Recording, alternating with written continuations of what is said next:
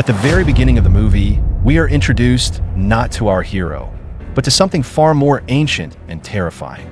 Rising from the ocean itself, massive and unmistakable, is the god Poseidon. The sea parts around him. A fisherman nearby trembles in absolute terror. But Poseidon doesn't even glance at him. He has somewhere more important to be. He transforms into human form and heads straight to Mount Olympus. Modernized now, perched invisibly above the Empire State Building in New York City, where his brother Zeus is waiting. And Zeus is furious. Someone has stolen his master lightning bolt, the single most powerful weapon in all of creation. Without it, he can't even control the storm clouds gathering above his own head. He suspects a god is behind the theft, but gods are forbidden from stealing each other's power. So Zeus narrows his gaze and points the finger at someone else entirely. Percy Jackson, Poseidon's own son.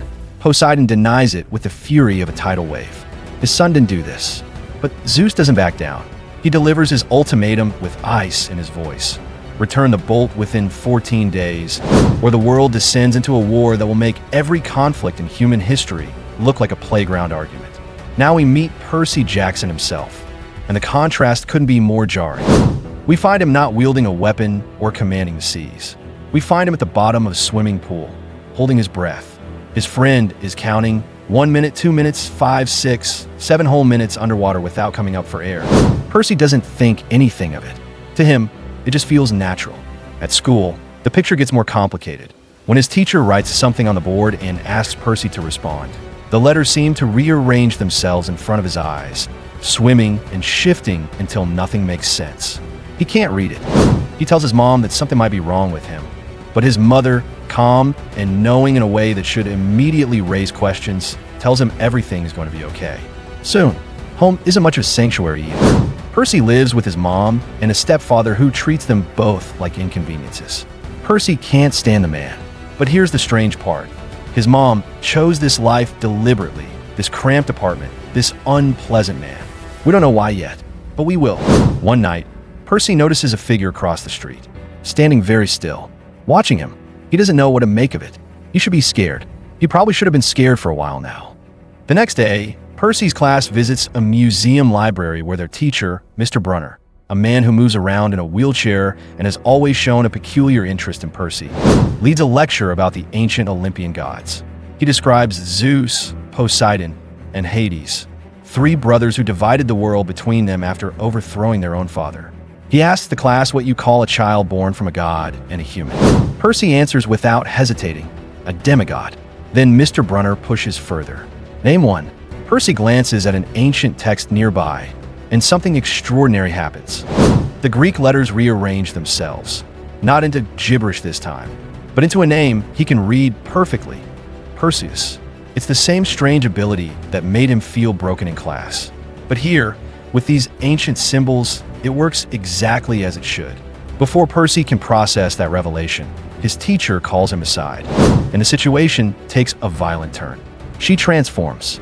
Gone is the human teacher. In her place stands a winged, screeching demon, a fury, and she lunges at Percy, demanding to know where Zeus's stolen lightning bolt is.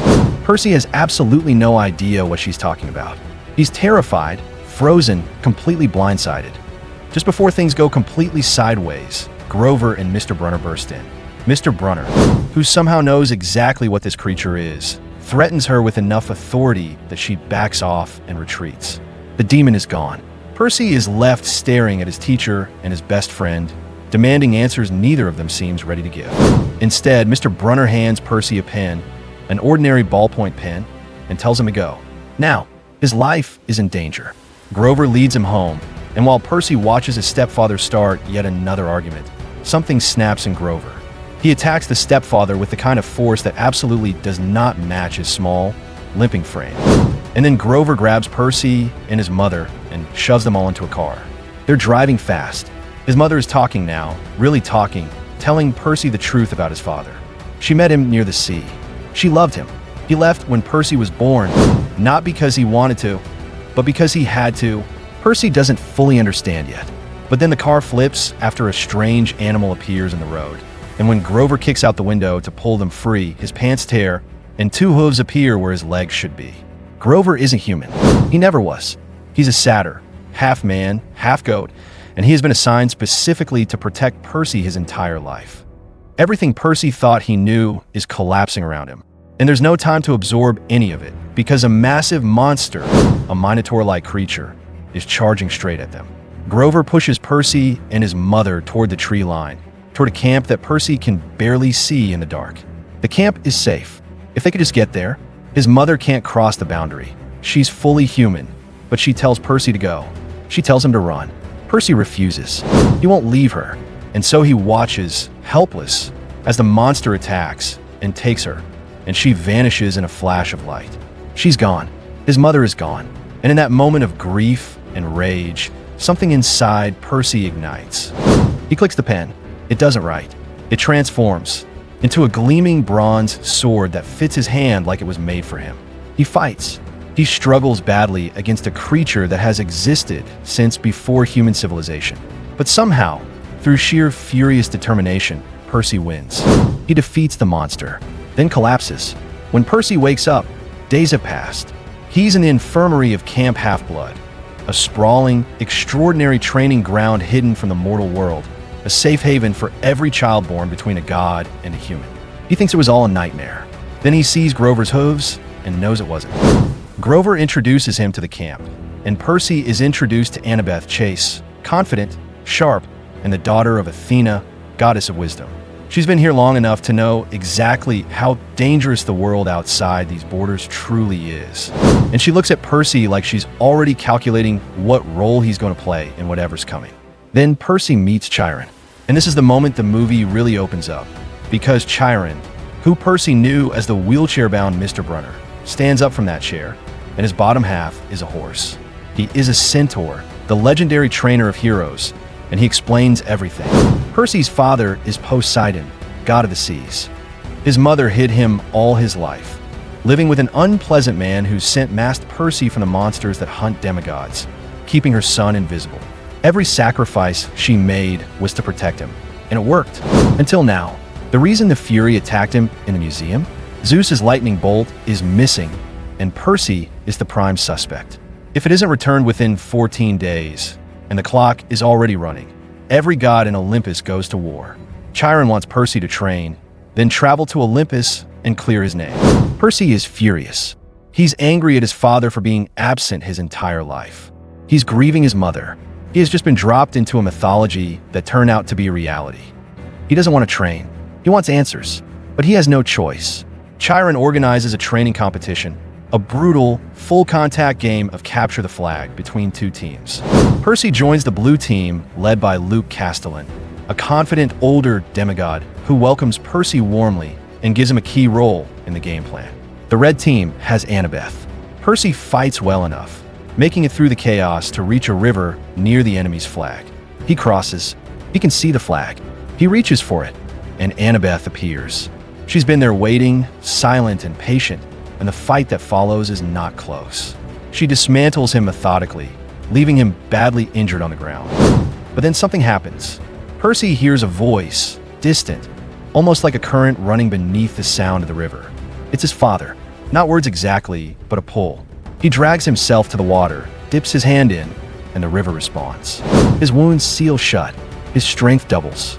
He rises. What follows is one of the most thrilling moments in the film. Percy, powered by the water around him, takes on Annabeth and the rest of the team and wins. He captures the flag alone.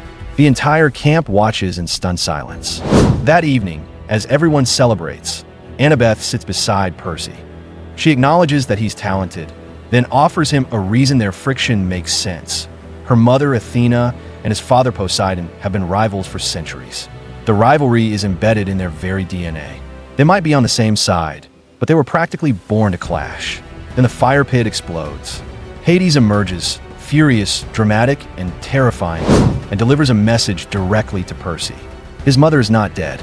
She's in the underworld, trapped. And if Percy wants her back, there's a price. Bring Hades the stolen lightning bolt. Hades vanishes, and Percy's entire plan shifts on its axis. Chiron counsels patience. Go to Olympus first. Clear your name, then retrieve your mother. Percy nods. Then, in the middle of the night, he packs his things and slips out of camp alone, because of course he does. He can't wait. His mother is alive. Nothing else matters. He doesn't get far before Grover and Annabeth appear beside him, bags already packed. They knew he'd run. They've been watching. And when Percy tries to protest, they refuse to leave. He gives in. They head out together. No map, no plan, and a ticking clock. Their first stop, Luke Castellan, who equips Percy with a pair of winged flying shoes, a gift from his father, the messenger god Hermes, and crucial information. Persephone, wife of Hades, has been known to help visitors reach the underworld. But to get back out, they'll need 3 magical pearls. Each pearl, when crushed, will teleport whoever holds it to any location they can picture in their mind. Without all 3, they'll be trapped in the underworld forever.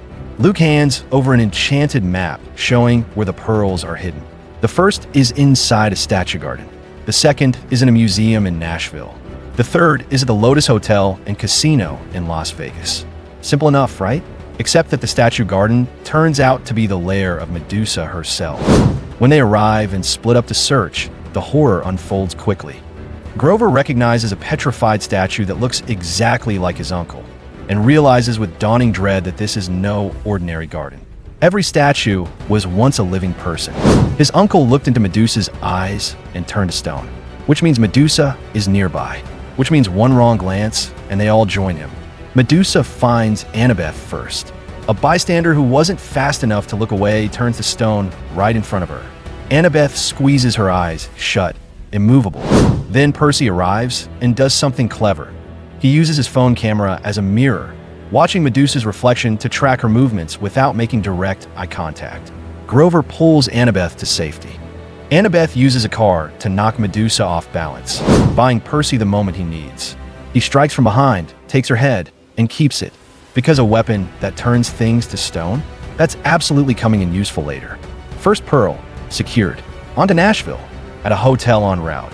Percy hears his mother's voice while floating in the pool, distant, fractured, but unmistakably her. He pulls himself out shaken. Later, he notices a wound on Annabeth's hand and heals it instinctively, the water in the air responding to his touch. Meanwhile, Grover's accidental encounter with hotel staff involving Medusa's head forces them to check out in the middle of the night. The Nashville Museum visit is a night operation. The second pearl is embedded in a crown on a statue of Athena, Annabeth's mother, watching over the hall. They sneak in. Annabeth quietly neutralizes the guards one by one, and Percy uses the flying shoes to swoop up and grab the pearl. It seems almost too easy. Then the guards transform. Their bodies twist and expand and multiply into a single monstrous 5-headed dragon that fills the hall with fire and noise. Percy tries to flood the room using his power over water. It helps, but not enough.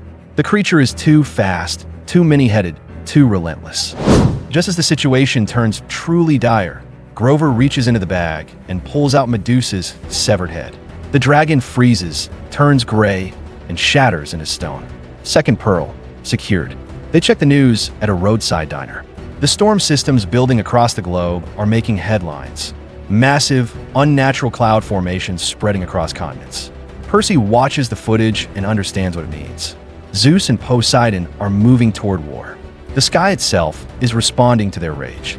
Time is almost gone. Las Vegas is their last stop.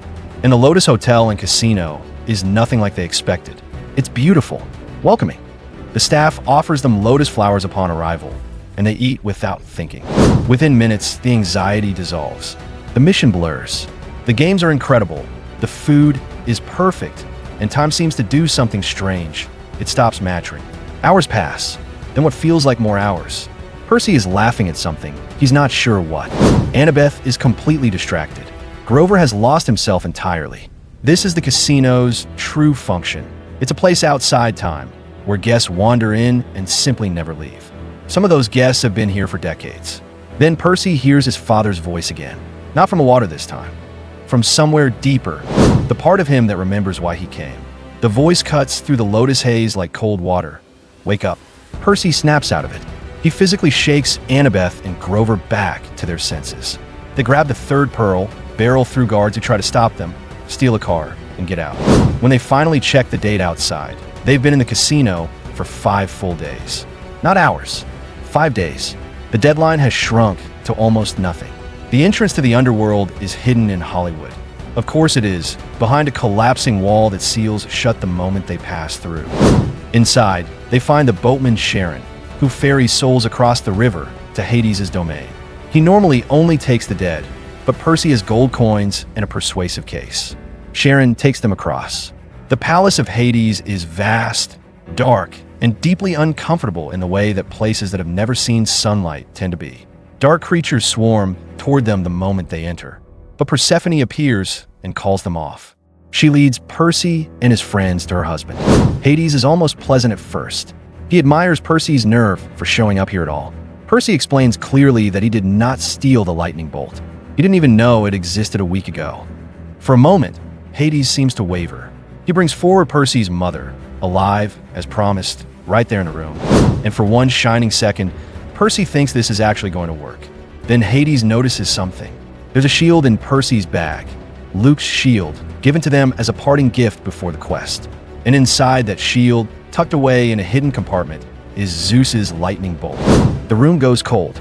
Hades' temper erupts. He believed Percy for a moment, and that moment of belief is now fuel for a darker fury.